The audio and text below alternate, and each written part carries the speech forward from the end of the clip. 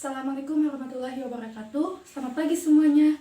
Bagaimana kabar kalian pada hari ini? Ibu harap kabar kalian pada hari ini baik-baik saja. Sebelum kegiatan pembelajaran dimulai, silakan untuk mengisi kolom komentar pada video ini dengan menyebutkan nama kalian dan nomor absen kalian sebagai bukti kehadiran bahwa kalian sudah mengikuti kegiatan pembelajaran pada hari ini. Nah, baik anak-anak, sudah siapkah kalian untuk belajar biologi pada hari ini? Pastinya sudah siap kan ya? Selanjutnya, apakah dia sudah mengetahui materi apa yang akan kita pelajari pada hari ini? Ya, pada hari ini kita akan pelajari materi mengenai virus. Nah, apa sih? Ada yang tahu nggak pengertian dari virus itu apa? Ya, dan apakah virus itu termasuk ke dalam makhluk hidup? Nah, untuk jawabannya yang akan lebih detail, kita akan membahas bersama-sama pada pembelajaran hari ini. Kemudian, apa sih manfaat kita mempelajari materi virus pada hari ini? Nah, manfaatnya kita bisa mengetahui ciri-ciri dari virus, kemudian replikasi dari virus itu seperti apa, struktur tubuhnya seperti apa, kemudian virus yang menguntungkan dan merugikan bagi kita, dan lain-lainnya. Selanjutnya, Ibu akan membacakan mengenai tujuan pembelajaran kita pada hari ini, yaitu yang pertama, peserta didik mampu menjelaskan mengenai sejarah penemuan virus.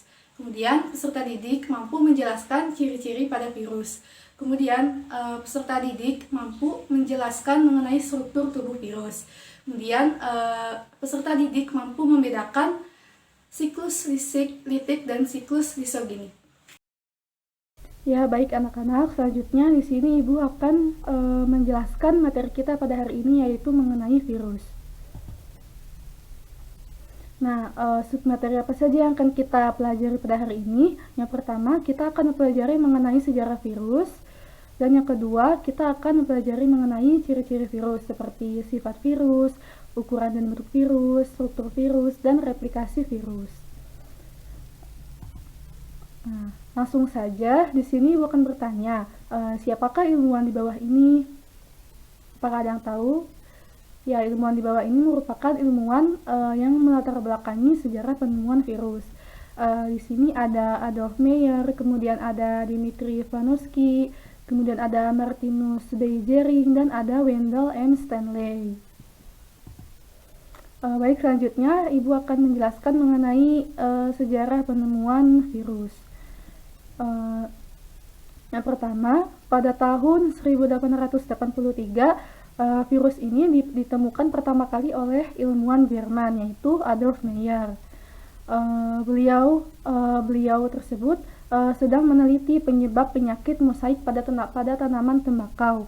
Nah, penyakit mosaik tersebut menyebabkan bercak pada tanaman tembakau sehingga menghambat pertumbuhan tanaman. Nah, Adolf Meyer ini berhasil memindahkan penyakit tersebut dari tanaman yang sakit ke tanaman yang sehat dengan menyemprotkan getah yang diekstraksi dari daun tanaman sakit ke tanaman yang sehat. Nah, tanaman sehat itu pun menjadi sakit. Kemudian melalui pengamatan di mikroskop, Meyer ini tidak dapat melihat bentuk bakteri penyebab penyakit tersebut dan menduga bahwa penyakit mosaik tersebut disebabkan oleh bakteri yang lebih kecil yang tidak dapat diamati dengan mikroskop biasa. Kemudian memasuki tahun 1892, ada seorang ilmuwan yang berasal dari Rusia, yaitu Dmitri Ivanovsky. Beliau menguji hipotesis Meyer dengan mengalirkan getah dari daun tembakau yang terinfeksi melalui saringan yang didesain untuk mengambil bakteri. Nah, kemudian hasil saringannya itu ditularkan ke tanaman yang sehat gitu. Sama halnya dengan pada penelitian Adolf Meyer. Nah, ternyata filtratnya itu masih menimbulkan penyakit mosaik pada tembakau yang sehat. Seperti halnya pada Meyer, Ivanovsky ini berkesimpulan bahwa penyakit tersebut disebabkan oleh bakteri patogenik yang sangat kecil karena dapat melewati saringan. Kemudian memasuki tahun 1897, ada seorang ahli botani yang berasal dari Belanda bernama Martinus Beijering. Nah, beliau ini melakukan eksperimen yang membuktikan bahwa agen penginfeksi yang terdapat di dalam getah tembakau dapat berkembang biak. Kemudian beli jaring ini juga menyemprotkan getah yang telah disaring ke tanaman lainnya. Setelah tanaman tersebut sakit, maka getahnya itu digunakan untuk menginfeksi tanaman berikutnya dan seterusnya hingga beberapa kali pemindahan. Ternyata kemampuan patogennya itu tidak berkurang setelah beberapa kali pemindahan.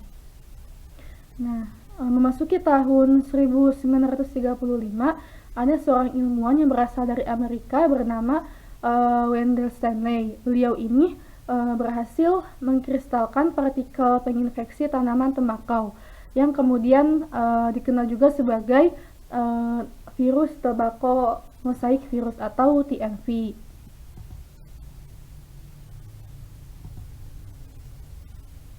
Nah, selanjutnya di sini ibu akan menjelaskan mengenai pengertian dari virus. Apa sih pengertian dari virus itu? Pasti kalian sudah tidak asing ya mendengar kata virus di zaman sekarang ini, karena emang virus itu lagi booming gitu. Virus apa coba? Ya, yaitu virus COVID-19. Pasti kalian sudah tidak asing ya mendengar kata virus itu. Nah, kemudian apa sih pengertian dari virus itu? Apa itu virus? Nah, virus ini merupakan organisme parasit yang mana ia membutuhkan inang untuk bertahan hidup. Nah, virus ini harus menemukan inang untuk bereproduksi, termasuk melalui sel tubuh manusia, tanpa menumpang ke tubuh inangnya. Dan ia tidak bisa tanpa menumpang ke tubuh inangnya itu, virus tidak dapat mereplikasi diri. Jadi virus ini hanya berkembang biak melalui sel hidup. Apabila selnya mati, virus tersebut tidak dapat berkembang biak. Dan virus juga harus menumpang ke tubuh inangnya, karena jika tidak menumpang ke tubuh inangnya, maka virus itu tidak dapat mereplikasi diri. Baik, selanjutnya di sini Ibu akan menjelaskan mengenai ciri-ciri dari virus yang meliputi sifat virus, ukuran dan bentuk virus, ada struktur virus dan replikasi pada virus. Langsung saja di sini Ibu akan menjelaskan mengenai sifat dari virus. Nah, ini juga menjawab pertanyaan kita di awal tadi ya, mengenai mengapa virus ini apakah virus ini termasuk ke dalam makhluk hidup. Nah, di sini akan dijelaskan. Jadi virus ini memiliki sifat seperti makhluk hidup, yaitu memiliki asam nukleat dan mampu memperbanyak diri. Akan tetapi virus ini tidak termasuk ke dalam makhluk hidup karena ada beberapa alasan. Nah, alasan tersebut yang pertama, virus tidak dapat diendapkan dengan sentrifugasi biasa, tetapi dapat dikristalkan seperti layaknya benda mati. Kemudian virus dalam bentuk kristal masih memiliki daya patogen apabila diinfeksikan ke dalam tubuh organisme yang hidup.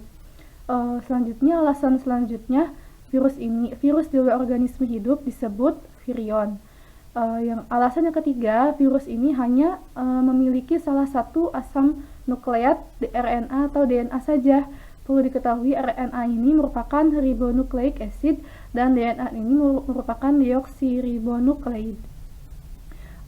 Kemudian virus ini juga memiliki selubung protein atau kapsid, serta virus juga tidak mempunyai sitoplasma dan organel. Oleh karena itu, virus ini tidak disebut sebagai makhluk hidup atau tidak dapat dikatakan sebagai sel atau aseluler.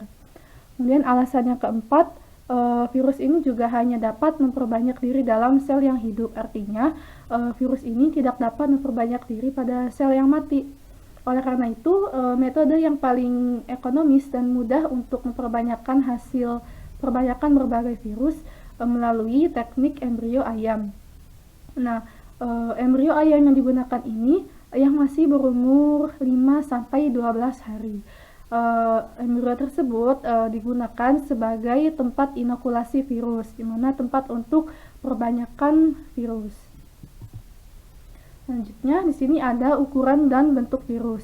Nah, berapa sih ukuran virus itu dan bagaimana cara kita untuk mengamati virus tersebut? Nah, virus ini ukurannya itu sangat kecil ya, mempunyai ukuran tubuh yang sangat kecil sekali, mulai dari sekitar 25 sampai 300 nanometer. Nah, kemudian virus ini dapat diamati menggunakan mikroskop elektron. perlu diketahui ya, mengamati virus itu tidak dapat dilihat secara kasat mata gitu. Jadi harus menggunakan alat bantuan seperti mikroskop elektron. Selanjutnya, contoh virus yang berukuran paling kecil, contohnya yaitu virus polio. Sedangkan virus yang paling besar, contohnya pada virus mosaik tembakau atau virus TMV. Selanjutnya, di sini ada struktur virus. Nah, virus ini memiliki bentuk yang beraneka ragam atau sangat bermacam-macam. Ada yang berbentuk T, yaitu contohnya pada bakteriofag atau phage, yaitu sejenis virus yang sel inangnya itu berupa bakteri Escherichia coli. Selanjutnya, apa saja sih struktur virus yang ada di dalamnya? Struktur virus secara umum dapat diwakili oleh struktur bakteriofag. Bagaimana struktur dari bakteriofag tersebut? Nah, di sini ada gambar mengenai struktur bakteriofag.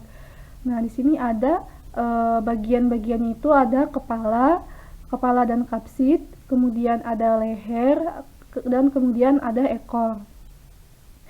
Nah, yang pertama ini, bagian pertama ada kepala dan kapsid. Kepala dari virus ini berisi asam nukleat. Asam nukleat pada bakteriofag ini hanya DNA saja gitu. Asam nukleat ini juga berfungsi untuk mengendalikan aktivitas replikasi virus. Pada bagian kepala virus diselubungi protein yang disebut dengan kapsid. Jadi di kepala virus ini diselubungi dengan selubung protein, yaitu disebut dengan kapsid. Nah, kapsid ini tersusun dari unit-unit protein yang disebut kapsomer. Nah, kapsid juga berfungsi memberi bentuk virus sekaligus sebagai pelindung virus dari lingkungan yang merugikan virus. Nah, selanjutnya struktur selanjutnya ada leher. Nah, leher ini sebagai penghubung antara kepala dan juga ekor. Jadi sebagai penghubung ya, ini kepala, ini ekornya. Selanjutnya ada bagian ekor. Nah, ekor ini berfungsi untuk melekatkan diri dan menginfeksi sel yang diserang virus. Nah, bagian ekor ini juga memiliki struktur tambahan, yaitu ada serabut ekor, ada selubung ekor, dan lempengan dasar.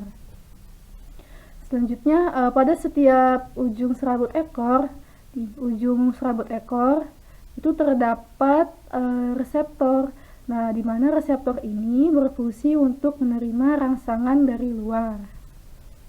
Dapat dimengerti kan semuanya?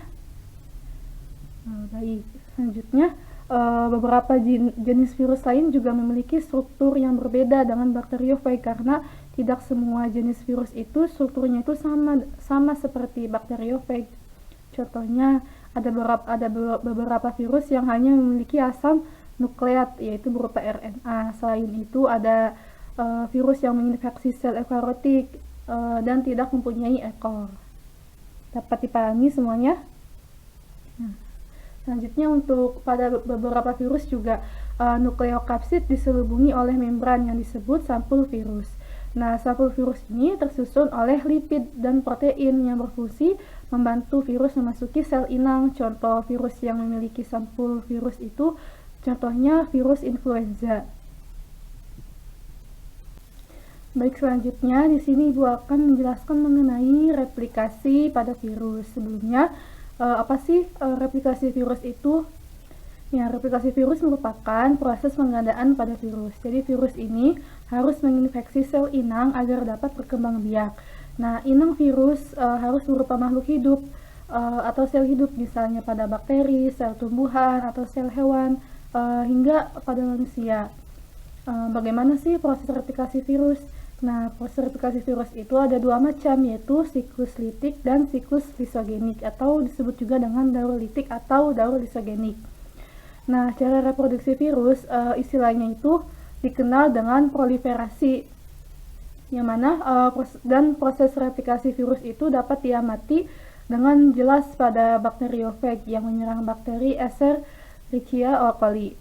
Bahan-bahan yang diperlukan untuk membentuk bagian tubuh virus baru berasal dari sitoplasma sel yang diinfeksi. Nah, bagaimana sih proses replikasinya? Nah, kita simak pada penjelasan berikutnya. Selanjutnya di sini ada siklus litik. Siklus litik itu jadi siklus litik ini, pada tahapan siklus litik ini virus itu akan menghancurkan sel host space atau sel yang ditumpanginya. Setelah selesai melakukan replikasi, siklus litik terjadi dalam beberapa tahapan, mulai dari tahapan adsorpsi, penetrasi, eklifase, replikasi, perakitan, sampai ke lisis. Langsung saja, yang pertama ada pada tahapan adsorpsi. Pada tahapan ini, virus ini akan melekatkan ekornya pada dinding sel bakteri. Ini ya gambarnya, jadi virus itu melekatkan ekornya pada dinding sel bakteri. Daerah perlekatan ini disebut sebagai daerah reseptor. Daerah reseptor bersifat khas bagi virus tertentu dan virus lain, dan virus lain itu tidak dapat melekat pada tempat tersebut. Selanjutnya ada penetrasi. Jadi penetrasi ini ujung serabut ekor virus itu menyatu dengan sel bakteri, sehingga terbentuk saluran dari tubuh virus ke bakteri. Nah, penetrasi ini juga dapat berlangsung karena virus ini memiliki enzim lisozim, yang dimana enzim lisozim ini berfungsi merusak atau melubangi dinding sel pada bakteri. Virus memasukkan materi genetiknya yang disebut asam nukleat ke dalam bakteri melalui saluran tersebut. Kapsid virus tetap berada di luar sel bakteri. Jika telah kosong, kapsid akan terlepas dan tidak berfungsi kembali. Selanjutnya pada tahap selanjutnya yaitu eklifase. Pada tahap eklifase ini, bagian virus akan mengambil alih perlengkapan metabolik dari bakteri tersebut. Selanjutnya, asam nukleat virus mengendalikan pembentukan protein dan komponen-komponen tubuh virus baru dengan menggunakan bahan yang tersedia dalam sitoplasma bakteri. Selanjutnya, setelah eklifase ada tahapan replikasi. Nah, di mana replikasi ini merupakan proses pembentukan bagian tubuh virus baru di dalam bakteri atau pembentukan bagian-bagian tubuh baru ya. Setelah tahapan replikasi ada perakitan. Nah, perakitan ini, pada proses ini bagian tubuh yang terbentuk pada proses sebelumnya akan disusun menjadi virus baru yang utuh, dan selanjutnya akan membentuk virus bakteriofag yang baru. Setelah perakitan, lalu tahapan terakhir ada lisis, di mana lisis ini proses pecahnya sel bakteri dan keluarnya virus baru yang siap untuk menginfeksi bakteri yang lain. Kemudian akan menginfeksi bakteri dan memulai daur litik kembali seperti tadi ya. Jadi prosesnya itu saling berkelanjutan. Dapat dimengerti semuanya, insya Allah ya.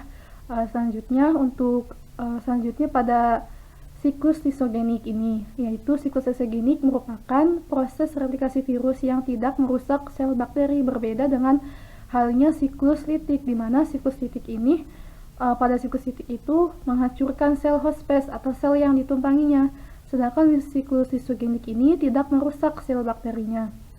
Nah, pada siklus ini juga asam nukleat virus tidak mengambil alih fungsi sintesis asam nukleat milik bakteri yang diinfeksinya.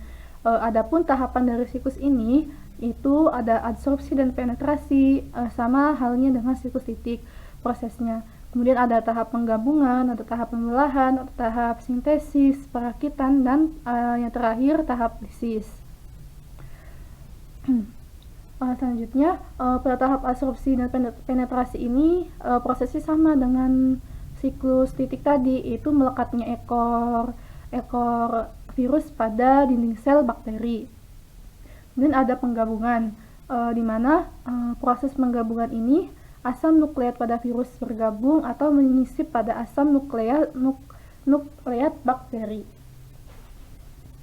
Nah, gabungan asam nukleat antara nukleat virus dan bakteri ini disebut dengan profag.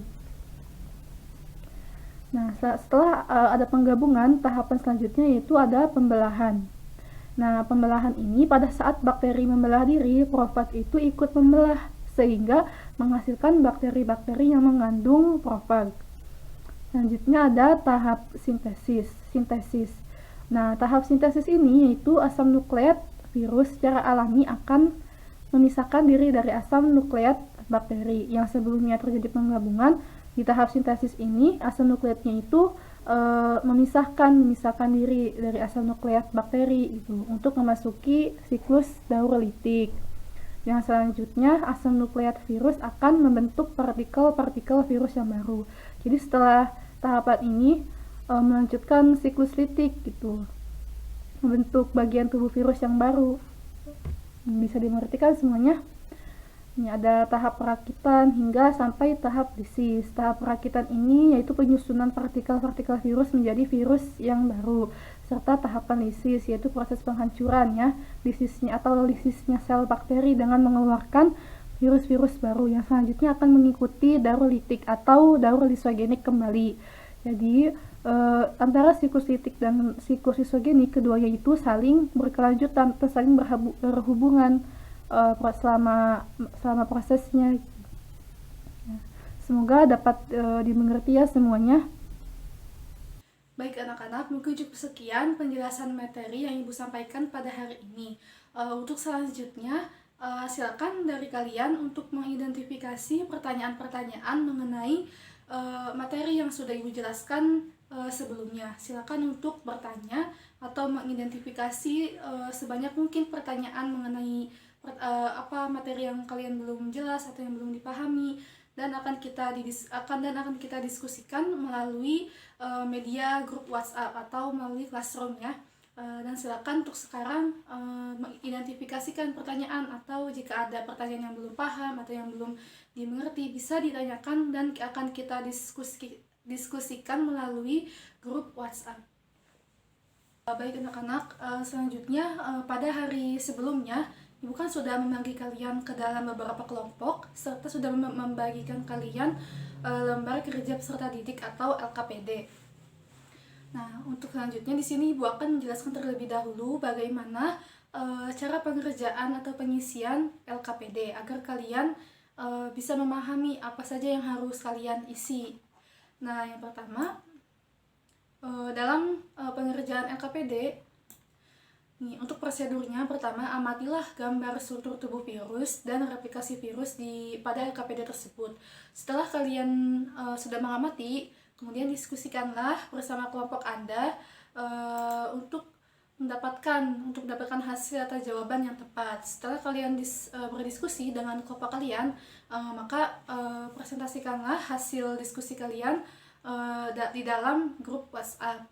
Nah, presentasinya ini tidak secara langsung di depan kelas ya, karena kita pembelajarannya daring, maka presentasinya dialihkan melalui voice note atau rekam suara melalui grup WhatsApp. Dapat dimengerti kan semuanya?